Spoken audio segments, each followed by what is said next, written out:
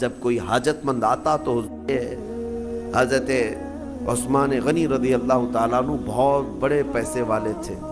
نبی پاک صلی اللہ تعالیٰ علیہ وسلم کے پاس جب کوئی حاجت مند آتا تو حضور حضرت عثمان کے پاس بھیجتے تھے، اور حضرت عثمان غنی یہ نہیں پوچھتے تھے کہ کس کام کے لیے چاہیے، کتنا چاہیے۔ نبی پاک صلی اللہ تعالیٰ علیہ وسلم کی طرف سے آیا ہے تو وہ اپنا سب کچھ اتنا دیتے تھے کہ وہ خود اپنے زمانے کا ایک بہت بڑا مالدار بن جاتا تھا۔ یہ نظام مصطفیٰ ہے۔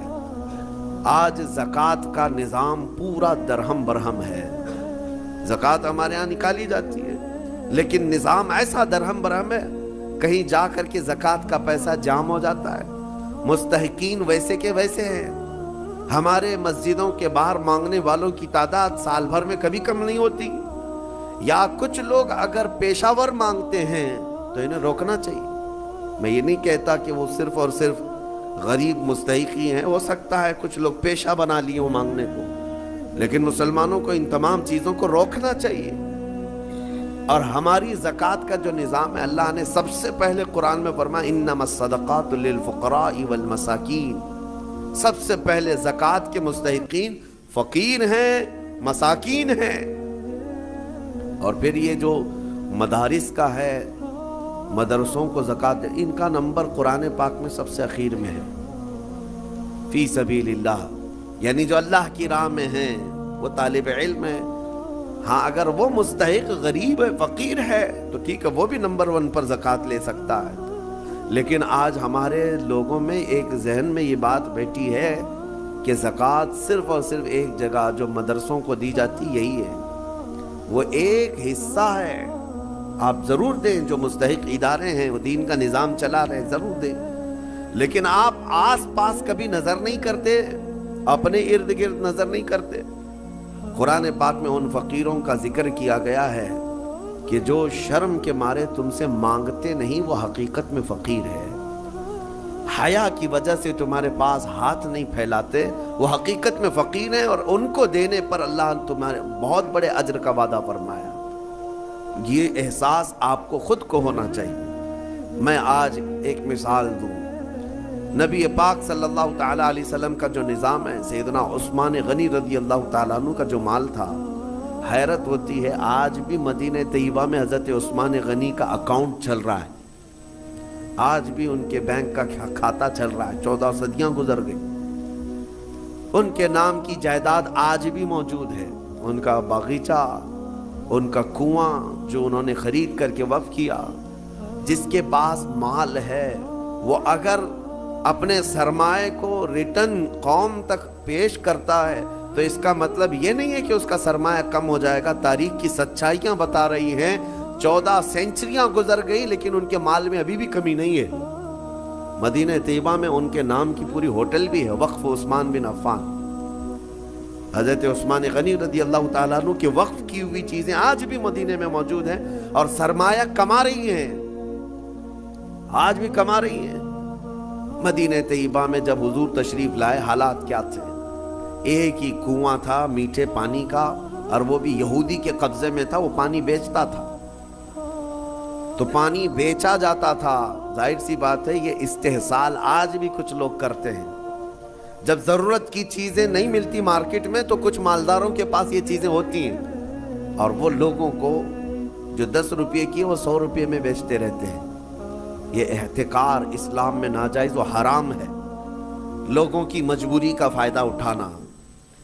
جب تمہارے لیے ضرورت تھی، یہ 5 روپے کا ماسک جو ہے 50 روپے میں بھی بیچا جا رہا تھا، کیونکہ اب لوگوں کو ضرورت تھی۔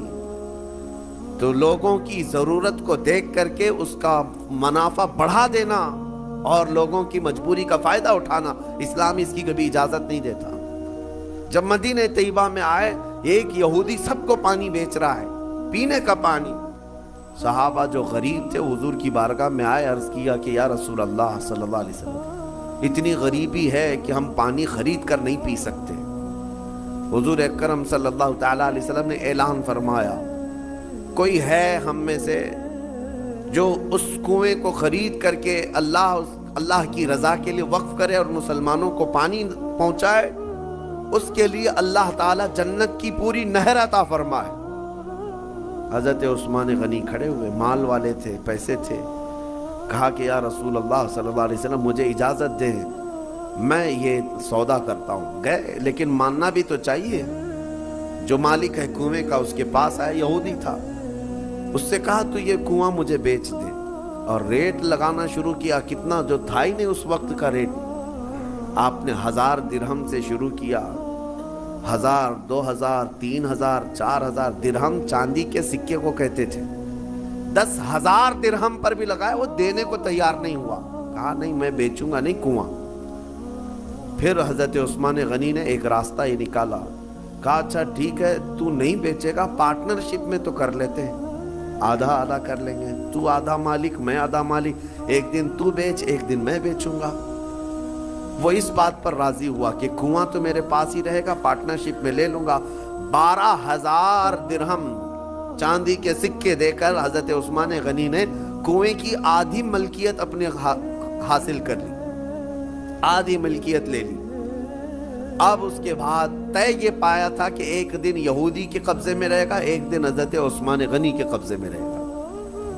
اس کے قبضے میں جب ہے وہ پانی بیچے، جب ان کے قبضے میں ہو تو یہ پانی بیچے۔ حضرت عثمان نے آدھا پارٹنرشپ میں لیا اور مدینے میں آ کر اعلان کر دیا جسے پانی چاہیے وہ میری باری کے دن مفت میں لے جائے، جس کو اپنے پانی کی ضرورت ہے۔ مدینے کے غربا، مساکین اور سب اہل مدینہ حضرت عثمان کی باری کا انتظار کرتے، جس دن ان کی باری ہوتی سب پانی لے لیتے، اور جب یہودی کی باری ہوتی وہ مکھیاں مارتا بیٹھتا، کون خریدتا؟